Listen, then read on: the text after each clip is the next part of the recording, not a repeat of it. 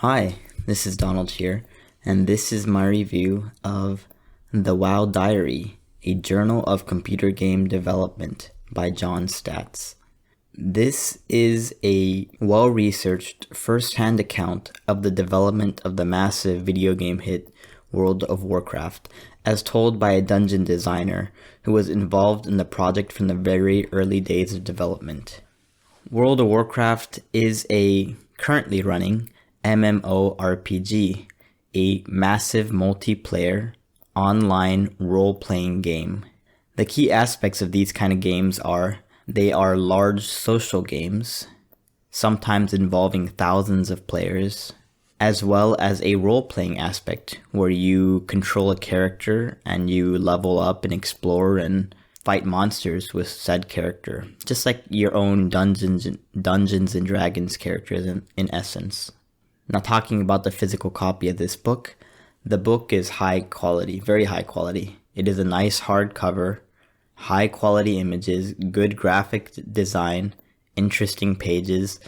In fact, most of the pages are unique. I don't think there are almost hardly any duplicate pages. It's very well put together. This is actually the second time I've read it, and it's something that impresses me every time. Definitely near the pinnacle in terms of quality. The paper itself is nice, like a nice rich white, and the ink is nice. Everything seems vibrant. The book feels alive. Awesome to read. Anyways, the WoW Diary was written from the author's extensive notes that he took during the development of the game. And he also followed it up with interviews and questions with some of his old original co-workers. And I believe he also asked Activision Blizzard to review the book for consistency. Not to change things politically, but for consistency, and a couple of errors he made were fixed as well. So it's pretty accurate and well vetted. And I would consider this to be the definitive account of the creation of World of Warcraft. More so than just a history book on World of Warcraft, as the second title implies. This book really takes you through the creation of a video game. It takes you through all the planning, coding, interactions, level design, human interactions, the hiring of new staff, fights between staff, crunch time, internal leaks, game conferences, etc., etc. It's really fascinating, even if you really have no interest in World of Warcraft. It steps you through the successes, the failures, the drama, the pain, the sacrifice, and in some cases, the changing generation between game developers. It's an eye-opening and popcorn-crunching read, even if it's just about nerds making a computer game with code and, admittedly back then, clunky 3D textures. For the World of Warcraft fan, especially those who have played it in the early days, this book is sure to be a home run. Personally, I first started playing World of Warcraft when I was a kid, probably around 2005, so this book really brings out a lot of the nostalgia in me. I remember playing the original game and being absolutely entranced. We used to play it at a friend's house until eventually I bought it for myself. It was pretty addictive back then, and it talks about that in the book as well, how the more they developed the game, the more and more fun it became, and the longer people would play it, which was a good indication that the game was good.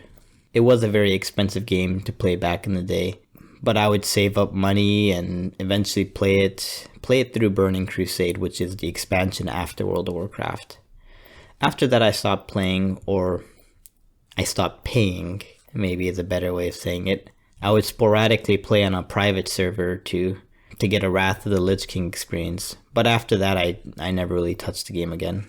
Although I loved the game, it was pretty addicting and time consuming, but it has captured the hearts and minds of so many people my age. And here are some quotes from the book. The company's founders had instilled the philosophy, if it doesn't work, fix it. At its heart, this ideology was Blizzard's iterative approach to game development, where nothing was written in stone, and everyone was collectively in charge of the game's success or failure. In all areas, design, art, and code, work was redone until it was as flawless as possible. It was growing more evident that using other parts of the Warcraft 3 code was unrealistic. John provided invaluable leadership as the handful of programmers rewrote, repaired, and restructured WoW's game code. Initially, Blizzard tried to write the game using an inefficient language called Java. After Java was dropped in favor of C++, everyone saw a huge boost in engine performance. C++ was far more efficient. Blizzard veterans knew that our screenshots would be subjected to intense scrutiny by the fans, press, and industry peers, so we too overanalyzed everything. We were also wary of reusing icon art borrowed from Warcraft 3, which had considerably more public exposure. We worried our game wouldn't look robust if fans recognized the same icon art. We were later relieved to learn fans liked seeing familiar icons. With a working quest system, 2 quest designers were added to the team, Pat Nagel, who traced his roots to QA, and Jeff Kaplan, who was the company's first outside hire to game design. Jeff had made himself known with his EverQuest blog, which regularly dissected and discussed game design decisions. 99% of the game's abilities were created by designers, and as far as the engine was concerned, spells and physical attacks were essentially the same thing. A sword swing was just a short-range spell that played the sword swing animation. Archery was a spell requiring a bow and arrows as spell components. Designers could set them to be different types of game effects and add window dressing such as visual effects, VFX, sounds, and animations. Only a couple of abilities, e.g. the warrior's charge, needed additional programmer code.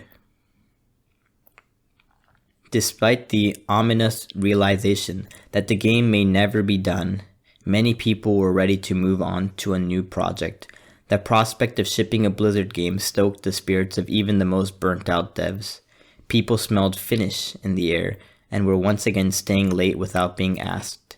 Concrete dates convinced people to redouble their commitment to crazy hours again, and even the more orny members of the team were now crunching until midnight every night.